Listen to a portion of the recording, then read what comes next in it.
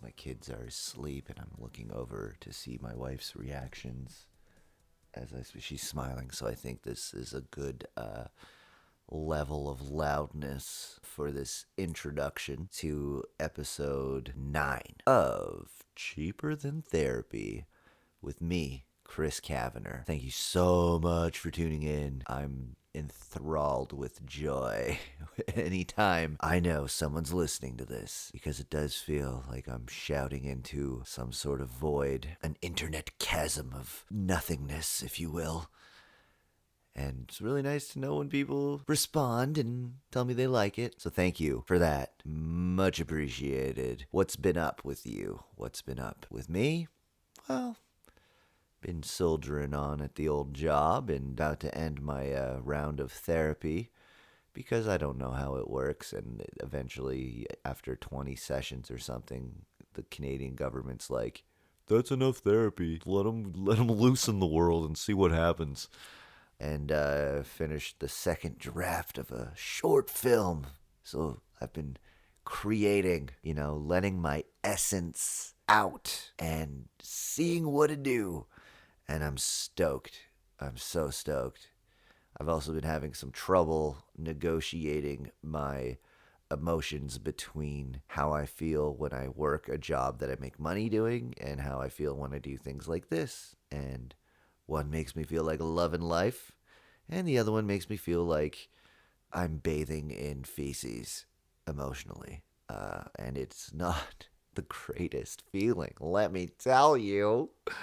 But at least I get to do this stuff that makes me happy. So without further ado, I think that's the cue to start the interview with Kayleigh Choiniere, who was so gracious and open, and we talked about a lot of cool stuff, and I'm just so goddamn happy I got to reconnect with this person on such a good level, and definitely made my week to sit down with her and talk, and I hope it makes yours. So enjoy the convo. Here we go.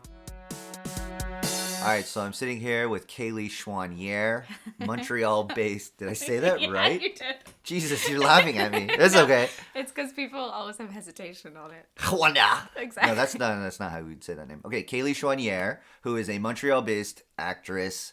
I guess I could say costume designer. I do that too. And all around dope ass human being.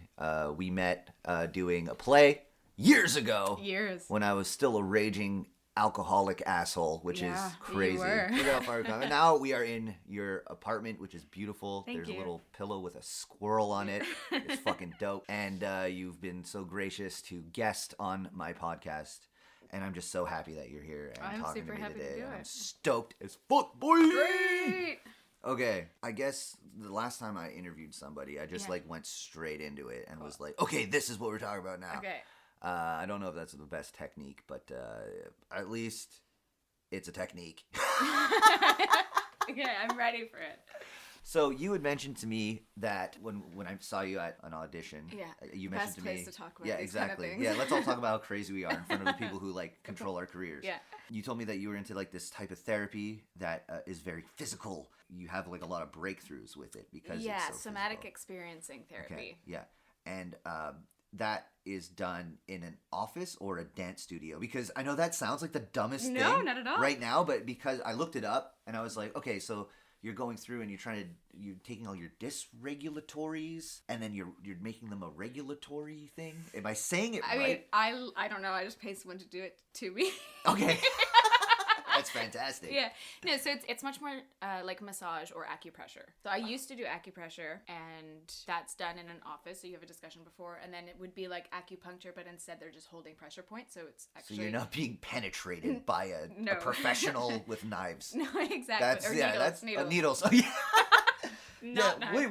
Wait. The acupuncture I had was a little bit deeper and more sadistic. Okay. No. So that I liked, but I thought it was a little bit surface. This is specifically for dealing with more like bodily trauma or PTSD or...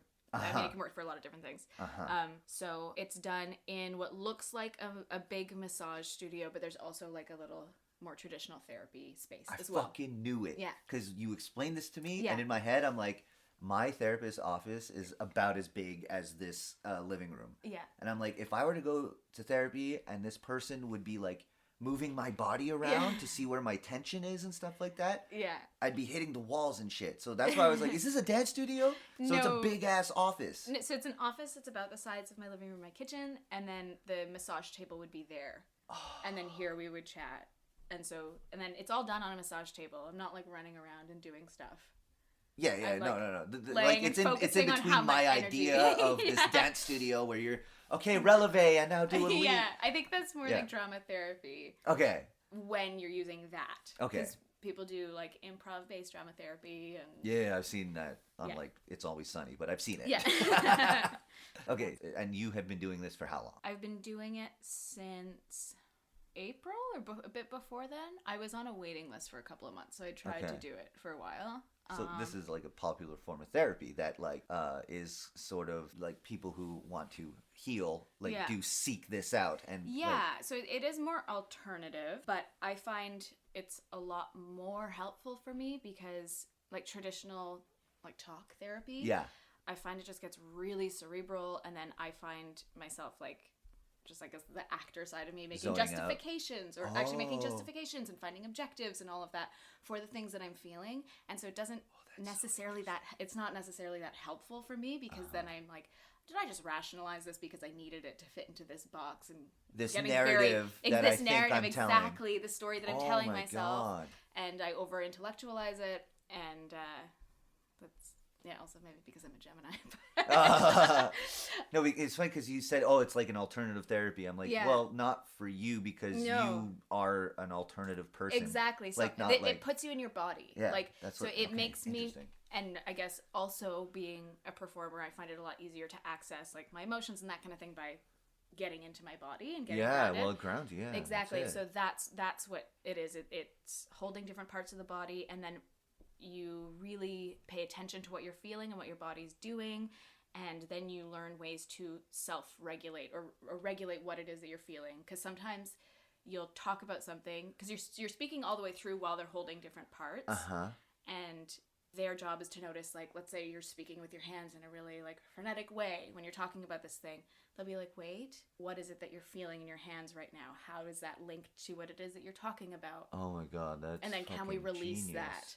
Yeah, and then it That's moves. Insanely good. It moves in between very like concrete, literal things that you're feeling, and then being like, if you could represent this with an animal or a color, or so it moves you in and out of it, so you're never just like in one headspace. So I find that's really helpful for me to keep me really in the moment and like impulsive, and that's how I discover things more than talking about them. Yeah, no, totally. Totally. That's so funny. Yeah. Because for me, the talking thing helps, but that's because it's the only one I've ever tried. Right. But it has helped me to like add technique to my emotional hurdles. You know what I mean? So in that case, it's good. But what you're saying is like it could go deeper. And I think talk therapy is super important too. And of course. I mean, yeah. It's all good and wonderful. But okay, now so you started this somatic experiencing therapy because you were having some sort of dissociative symptom and you wanted to get it treated? Sort of. So I was dealing with acute PTSD, so not chronic. I was dealing with acute PTSD because of something that happened or a couple of things that happened, and then that's how it manifested itself. And it was starting to affect my personal life and like my body and how I was just feeling like really shut down, and I was like, okay, I need to figure out a better way of dealing with this than just talking about it and talking about it and talking about it, because as I'm talking about it, my body still feels kind of dead and like guarded. And the first session we did it, she was like, what are you feeling right now in like your shins? And I was like, I don't feel my legs. Like I don't feel anything from the waist down. And she's like, well, that makes sense. Like that's where we start. And so it's sort of just about like reawakening those things, and it's in a really, really, really supportive space. Like she'll say things like, I literally have your back right now. You are safe. Wow, that's supportive as fuck. Yeah, and then if something gets a little bit, it's really weird, but you start to feel your energy moving through you, like because you're so centered. You sort of get into like a hypnotic state, and you feel your energy moving through you. And when something really affects you and is traumatic, or you're talking about that trauma, you can feel it unregulated, right? And that would be like when you were having a panic attack, or when you're having PTSD symptoms, or like disassociating. So you feel that energy going all over the place, and then she can feel that because you have small reactions in your body. And then it's, okay, now let's think about this positive thing, and re-regulating it, and then also sitting with it for a moment if it's comfortable, and then letting it work its way out, and then calm back down. And you leave so exhausted. And even though you just lay on a bed. But that's so funny, because I too have been diagnosed with PTSD. And when I looked up somatic experiencing, I hope I'm saying that right, because I feel like sometimes I might like think I'm saying it, I'm just like way off the point. No, that's it. Okay, think about somatic experiencing. They use that. It's not. This is what changes actually why it's not an alternative medicine, because of the studies that show that it helps PTSD. Now they don't know if it helps other things, but that is something that is like doctors are starting to recognize it as something that you can be treated by. And when I have panic attacks, I go numb. My arms go and your numb. hands, right? And then, I can't. I feel like it's fucking crazy. So okay. I see where you're coming from with that, and it's fucking what a treat. It has helped so much too. Wow. Like being able to access that, like just trying to regulate your nervous system and understanding that that's what's happening because it's happened in a safe space. You're sort of able to get yourself out of it. You know, in the same way how when you're starting to have a panic attack, one of the practices you can use is, okay, let me find 5 things I can see, 5 things I can touch. So that by the time that you have gotten through all of that, it's just thoughts, right? The panic attack is just thoughts. It's not what is happening to you in the present. It's the fear of what already happened. What an interesting idea to do, because you start to feel like you're focusing on this one bad thing, and that's going to set you off into a panic. But here's a technique.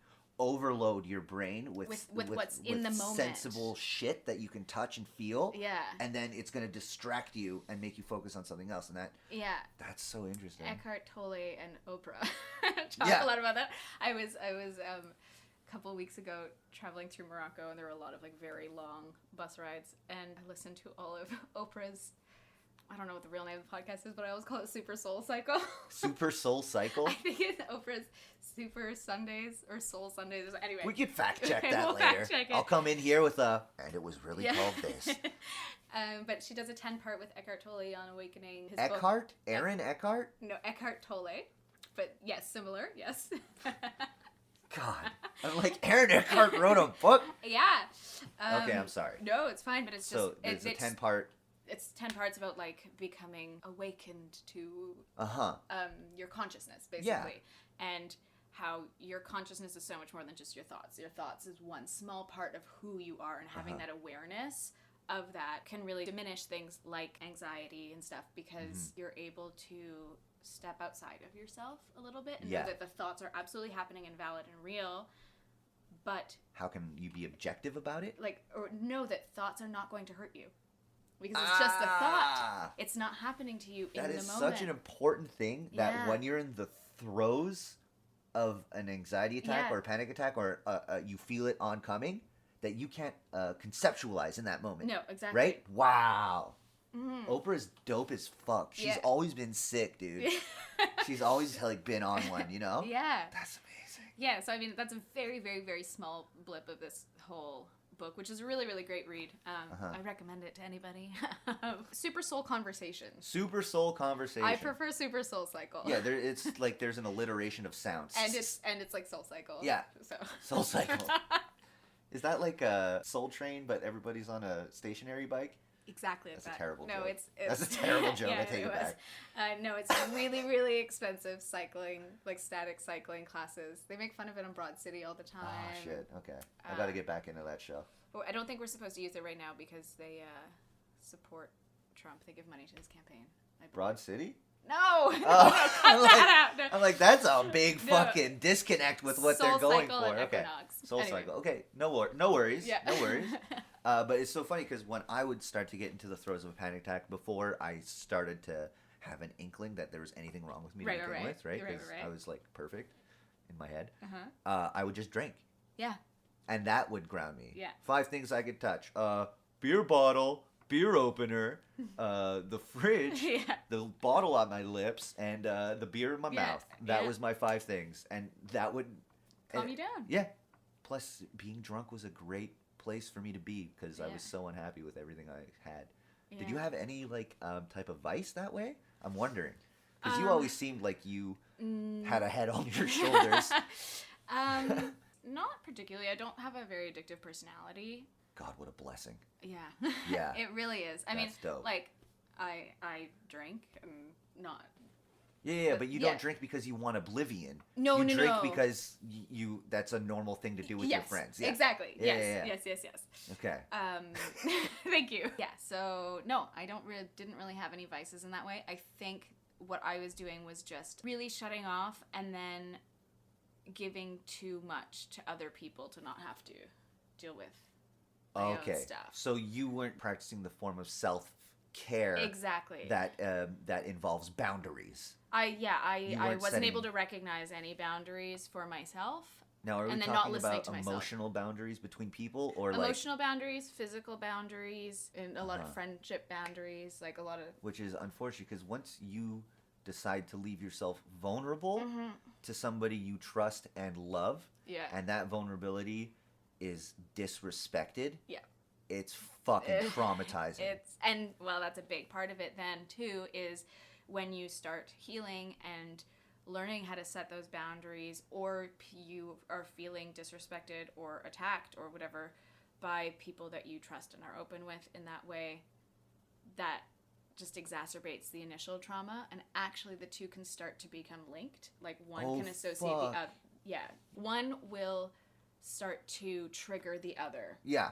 One can, and I found that out actually in Somatic Experiencing Therapy. I was on the table talking about a situation, and I was like, and then this thing is happening, and it's making me feel this way. I had both hands up. You can't see me because it's a podcast. Yeah, whatever. But it looks like I'm holding 2 things, and yeah.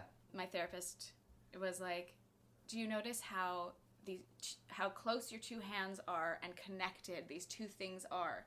These are 2 different experiences that have become associated because one person is not respecting your boundaries surrounding this other experience. And she's like, what happens if we just take a breath and you release, like, you move your hands apart as if separating them?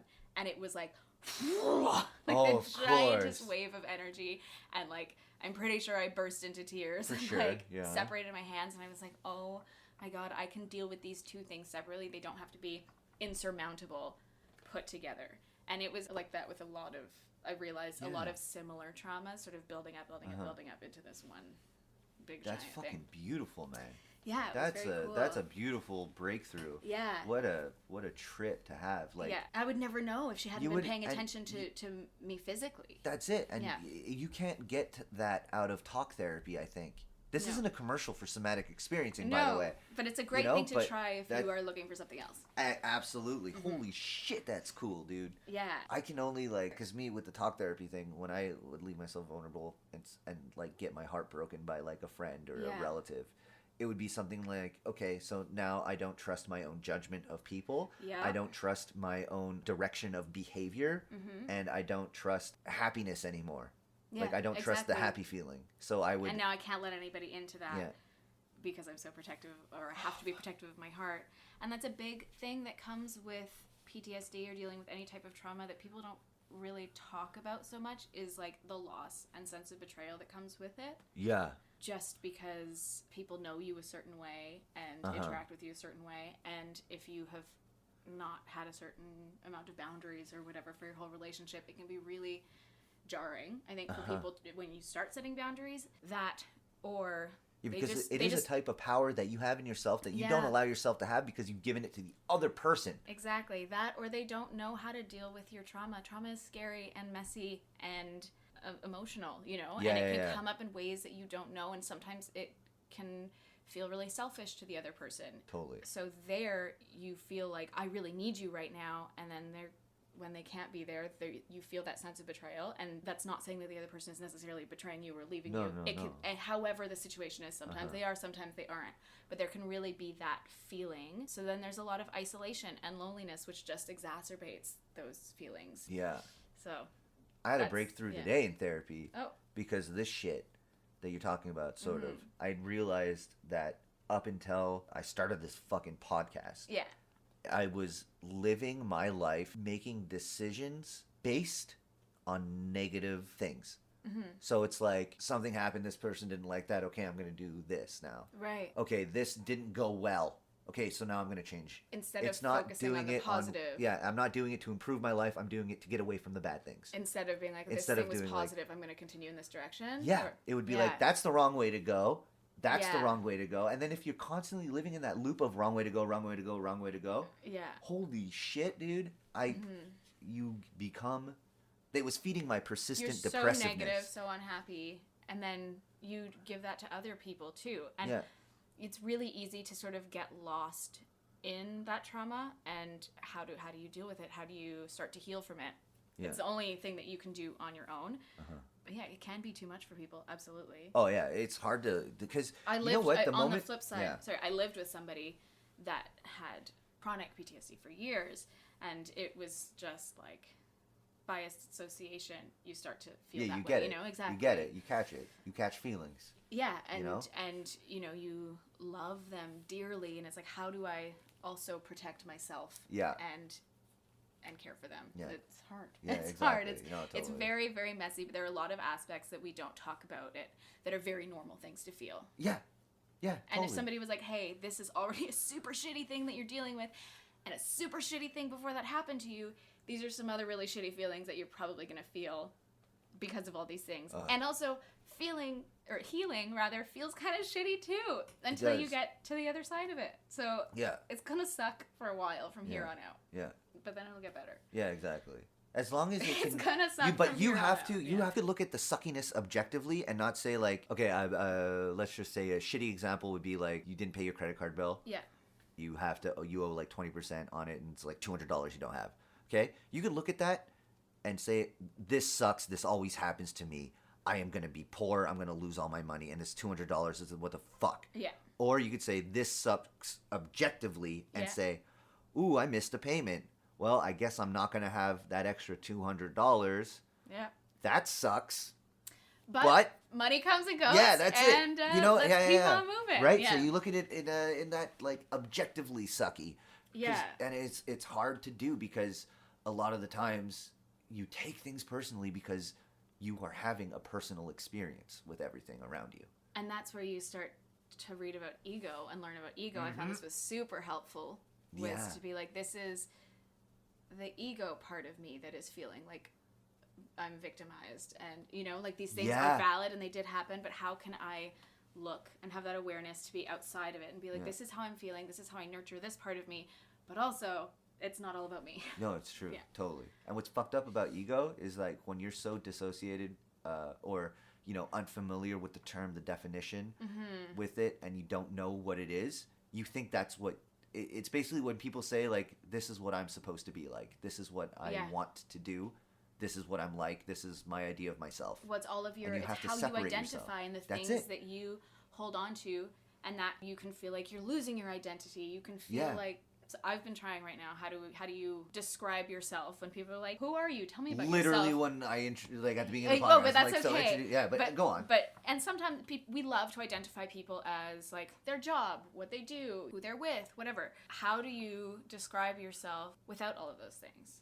I could be like, hey, you could call me kind and warm and like bubbly, whatever. You could think of all of these different things about you that you would never describe yourself as. And that can sort of make you into less of whatever that identity is that you set for yourself, exactly. Right? Like, it's true. Because when like, let's say I'm setting up my website. Yeah. It literally says, like, actor, Chris Kavanagh. Same, yeah. Right? But then when I think about it, I'm like, who are you? When somebody asks me, like, if I'm in public or I'm meeting somebody for the first time, they're like, oh, Chris, so what do you do for work? I'll be like, I'm a waiter. And then sometimes I'm lucky enough to act. And then all that shit is my ego. But, so, Chris, what do you do? Well, I feel shitty sometimes, and I'm a father of 2 kids. But is that not ego? That's a fact. It's still a role, though. It is. Being a father is still a role. It's true. So it's still ego. And these are exactly, but if I were to say I'm the best dad, then that's ego. Or I'm the worst dad, then that's ego. But if I am a dad, That's not ego, because that's just a fact. And it's a part of who you are. I'm not sure. We'll have to call I'm Oprah. so fucking proud of being a dad, though. That's so lovely. But what's really hard about parenting is literally what we're talking about, ego. Dr. Shefali, and I've mentioned her name last time I had an interview podcast. Okay. She has a whole book about separating your ego from your parenting. Right. And it's fucking beautiful, that man. Makes sense. It's so hard, though. Yeah. Because a lot of the stuff my kids do invoke something about my childhood, and then I try to like enforce my childhood onto them. Right. And like be like, you're not supposed to have it this way, you have to have it the way I think you should have it, as opposed to kind of like child-led exploration of life, which is like they kind of say they don't call the shots because nobody's in control. It's a team effort. And let me tell you, being on the same team as a 2-year-old and a 4-year-old is hard as shit. Yeah. But it can be so much fun because, I mean, look at the back of your computer. Yeah, but the back of my computer is covered in Halloween stickers because, Very cute. But you know what? It's not... See, and here's my boundary. Okay. Okay? It's not the back of my actual computer. It's the case I put on the computer, right? Give your boundaries Boom. to those kids. Boom! Boom! I'm working on myself. Amazing. Yeah, right? Okay. You know what's so funny? I drove over here and I was like, okay, I'm going to try not to talk about being a dad. That's okay. But I can't. I can't. It's like the greatest joy. That's so lovely. Oh, thank you. It's not something I thought, because the greatest joy for me used to be like partying. I remember. I'm so sorry if I was ever mean to you. You were never actually. You were never ever mean to me. Yeah. You know what's so funny? I had developed this series that I was trying to sell to HBO called Echo Boomers. Yes, I remember. And I still think it's a fucking amazing idea. Yeah. And, you know, I actually entered that script into a writing competition recently just to see what the fuck would happen. Haven't heard shit back yet because the contest isn't closed yet. Little did I know I entered the early bird, and it's like a 6-month application process. But whatever, we'll wait to see what happens. And you're in Echo Boomers. You are in that fucking show. I am dancing, you're dancing in a club, waiting outside a club. Dude, it's so amazing to see you so much younger. We can watch it after if you want, a little clip of it, because it's really funny. It's like looking into the past. And at that point too, I was a year sober, and I had been like on one, you know. Yeah. Dude, it was just like a blast from the past seeing you, as I remember you, with like a drink in your hand dancing. I'm like, holy shit, that's Kayleigh. Is that Kayleigh? Yes, it is. Anyways, and like super funny. I just got a notification from my phone that says Mercury retrograde is officially over. Oh, good. So we could all take a shit now. That's not funny at all. What does that mean? What is Mercury retrograde over? What is it? You have to explain this. Okay, guys, I don't know much about zodiacs, but I'm going to give an astrology seminar, my favorite thing. Mercury in retrograde is just it's spinning backwards, so it affects... The planet is like rotating. Spins backwards?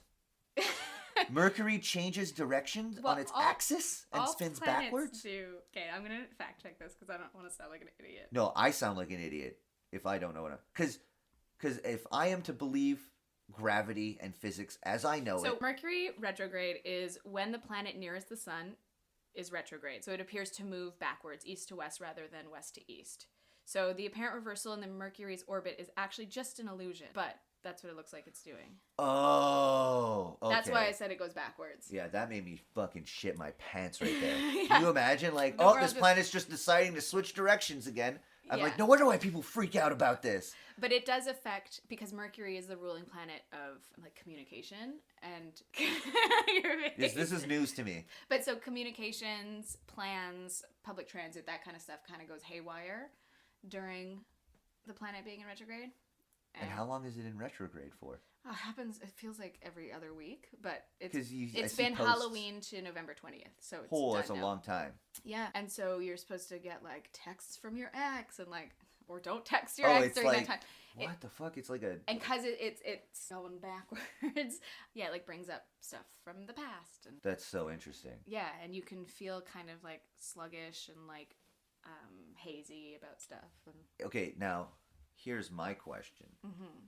Is there a case where Mercury being in retrograde is good for you? Yeah. It depends. I've been given, I have all these astrology apps on my phone, so I get little readings. And some of them are like, this will be a little bit difficult for you, but it's actually a time of change and transformation. And so once you come out of this, it'll actually be a really positive time for you. Yeah, okay. Yeah. Okay, that's interesting. Yeah, because a lot of people are just like, well, fuck this. Nobody likes change, but everybody's got to do it at some Exactly. point. You know what I mean? And that's what's so funny. And taking these steps with therapy and stuff like that recently, I've just been so much more mindful of that, and just being like, oh yeah, it is uncomfortable to put a boundary up or to try and fight for what I want. Yeah. It's also difficult to meditate sometimes and be introspective and be like, this feels not great, but sitting in it is not going to kill me. You know, exactly. I'm just sitting in an emotion and feeling it, and then you can. Well, the thing is, like, I think it's the Dalai Lama. He says, like, we have so much to fact check. Yeah, no, but I think it's Dalai Lama. I feel like it is. He goes, when you have anxiety or fear, try something different and welcome it. Mm-hmm. And I'm paraphrasing the shit out of this guy because he doesn't speak, but he doesn't speak. He doesn't speak like me. Yeah. But yeah, welcome the anxiety. Yeah. And I've been trying to do that. Like how you use nerves for acting. How they like use nerves before you go on stage. Let it fuel you. Yeah. Mm-hmm. And you welcome it, and then it's like, hello, financial anxiety, little friend. How you doing today, cutie? How can I be grateful? Yeah. Hey, little guy. What are you doing there? Hey. What are you, just a little $1,000 I owe? Whatever. It's okay. You scoot along now. Yeah. And I immediately am just like, this is so ridiculous, because in my head it's a scene of me like, it looks like Schoolhouse Rock, and there's like a bill coming up, and there's me like, get along there, bud. But it worked. Yeah. And I was like, holy shit. And it's so stupid to be a 30-year-old man and be like, I think this Dalai Lama knows what he's talking about. You had to get there on your own. I had to get there. Like, there's a reason he's on the world stage in the position he's in. Yeah.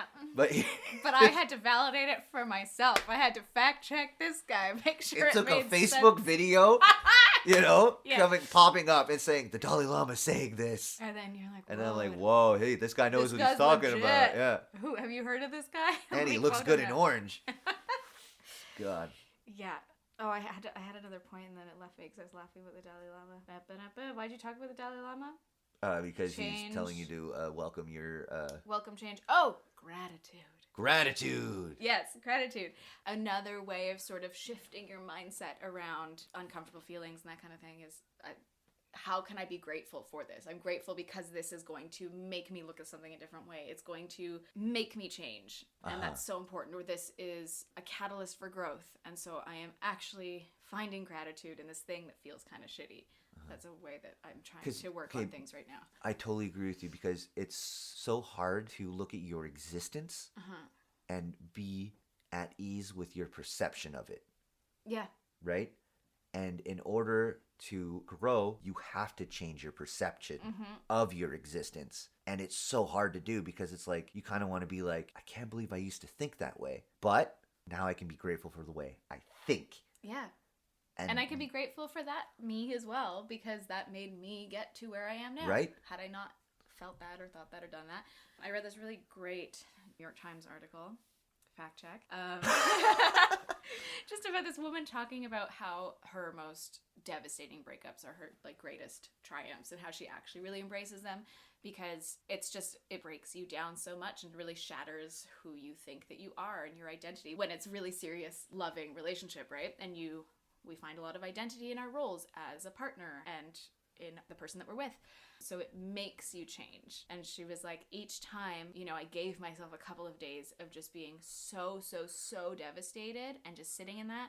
And then I was like, okay, this is the time where I'm grateful that this is happening, because I know I'm going to be so much better off, because I will have changed for myself. And she was like, I started to embrace them after, of course, going through the shitty part of it. Yeah. And she was like, so every time it happens to me now, I've found a way to sort of embrace it. Wow. Yeah. That's interesting. Mm-hmm. But then... Because you always do come out okay on the other side. Yeah, of course. Because your thoughts can't hurt you. Exactly. Can't hurt any thoughts. No.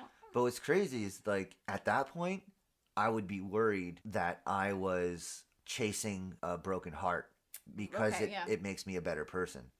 But that's an illogical thought. That is just like straight up my immediate thought coming out of my mouth. I think also in my explanation, I made it seem like she was doing it all the time. No. But I think it was clear that it was you just have once or twice. Like your first or second really devastating heartbreak. You're living with somebody, and that's your home and your person. You change your fucking entire life. Exactly. And it's sometimes you don't have a say in the matter at all, or you're blindsided, or you really work on something and things just fall apart and there's nothing you can do about it. No, exactly. So it's not a change that you were ready for. Yeah. And it's completely normal that after something like that, it is, whether or not people want to inflate this word or not, but it is traumatic. Yeah.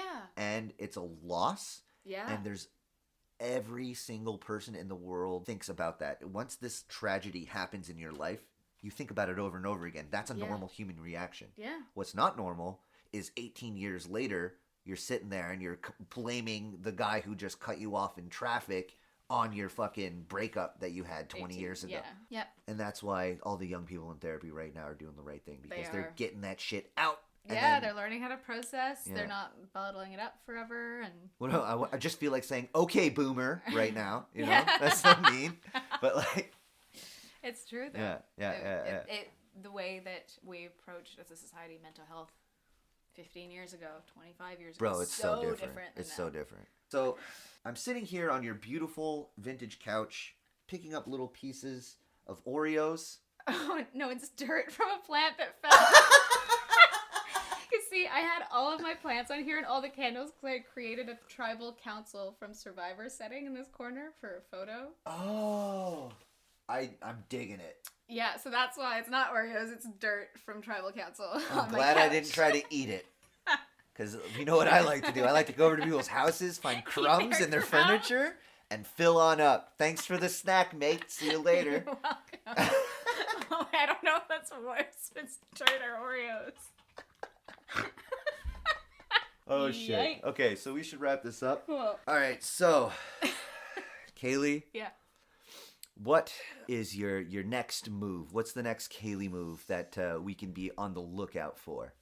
In terms of work? Your life, man. In terms of your life. What is the next move? I'm trying to not identify myself with my work. Right? We've just done all this beautiful know. talk about ego and shit. Now but you can. Okay, so what's coming up? I'm working on. Okay, I'm gonna preface it with I've had a really cool, creative, productive week. I was away last week and I'm back and I got to work with so many people that I love and just got to be wowed over and over and over again by how fucking creative and like talented and amazing they are, and it's so fun to get to be reminded of that. So what's next for me is working on these 2 projects this weekend with all of these great people. And these are short films? I have 2 short films, and then in late February, March, I'm touring my wedding show. Oh yeah, that's sick. Joan Mary's wedding. Yeah. For those of you who don't know, I think it's literally like the show where you buy a ticket to go to a wedding. It's a big Italian wedding. And it's like you're theater, and I'm the bride. And it's like you're at a wedding. Yeah. It's like participation theater. Yeah, we drink and dance, and it's a great time. That's fucking brilliant. And I don't do well with these questions. I'm always like, oh, it's fine. I answer a couple of things, and I'm like, wait, oh right, all these things that I'm also doing that I forgot to talk about. But yeah, just doing that and preparing for winter and learning how to read tarot cards better. I'm giving stick and poke tattoos. Yeah, I wanted one. Oh, we should have done one while we recorded this. Oh. That would have been dope. No, we Part would have been 2. laughing and shit, and like you would have stabbed me acupuncture style with a big butcher knife. Big knife. Like how I thought they were done. No, that's not how I thought. Yeah, just finding different ways to be creative and find ways to have control of my creativity, because like the conversation we had before we filmed, being an actor. Yeah, in general is hard. It's hard to not have that creative control in a lot of ways. So yeah, just working with and collaborating with people that I love, that I think are super talented, make each other better. So working on fun projects. Fuck yeah, more power to you and your crew. Yeah. I often see you. I gather inspiration from it. You make these posts on Instagram about the Met Gala and celebrities. Oh my god, I'm going to continue doing those. Yes, keep doing them. I love them, and I don't even know shit about fashion. And I'm just like, this is dope. I mean, it doesn't look like I do either. Yeah, it does. But yeah. Those are, you know what, that's my career change. What's next for me? I'm going to start making memes and become Instagram famous. Yeah, do it. Why not? You could sell your fucking ad space and exactly. That's how make some money. That's how people make money, right? Yeah, Instagram. That's true. That's true. That's gonna be my side gig on good. acting. Yeah, I like to do a lot of like activism and advocacy. I'm on the the Actor Women's Committee as well. Oh, good. So we have some projects. Sick. With that and equality and inclusivity and all of that. I know. Good, you know what's so funny stuff. is I see those things posted on the internet with like diversity and stuff, and I feel like I'm not allowed to go because I'm a white guy. Is No, is that everybody. like a wrong fucking feeling that I have? No, absolutely everybody is invited, and I think it would be really beneficial to have all different types of people listening and stuff. Okay, that's Yeah. interesting. Okay, so if Yeah. you're out there and you're like me and you're a white guy and you you think you're not allowed to go to like a diversity inclusive meeting, No. message who's in control of it first and be like, "Hey, is it okay if I come?" Because I really want to educate myself, and Yeah, I want to totally. do better, and also Yeah. I want to be able to advocate for everybody as well, right? Yeah, exactly. You don't want to 'Cause be the emotional labor shouldn't just be on the people experiencing. No, everybody needs to fucking hold The hands injustice. and fucking make this shit happen. Exactly. Yeah, I agree. So So if I am listening to the podcast and I'm like, "Fuck, Kayleigh is fucking cool," where can I follow her? What do they do? they can go to Instagram at Kayleigh.Choiniere. Oh, beautiful. Yeah, it's my name. Right. Or you can follow me on CoStar. What's Yeah, CoStar? No, I'm joking. What the fuck is that? It's an astrology app. Oh! No wonder why it went over my head. Exactly. Oh, okay. Cool. All right, well, thank you Perfect. so fucking much, You're dude. so welcome. That was the best fucking time. Maybe we'll do a tarot reading and a tattoo after. That'd be dope. I'm sitting with a pile of like 2 decks of tarot cards and a bag of crystals. Help me. A witch who listens to Belle and Sebastian has kidnapped me. It's actually the vibe right now. The witch who listens to Belle and Sebastian. Yeah. No, but in the most lovely way. I mean that in Thank a you. compliment. Thank you so much for You're having so me in welcome. your space, and, Yeah. and we spoke, and it was nice, and I'm happy. Good. Okay, thank you. Thank you. Thank you.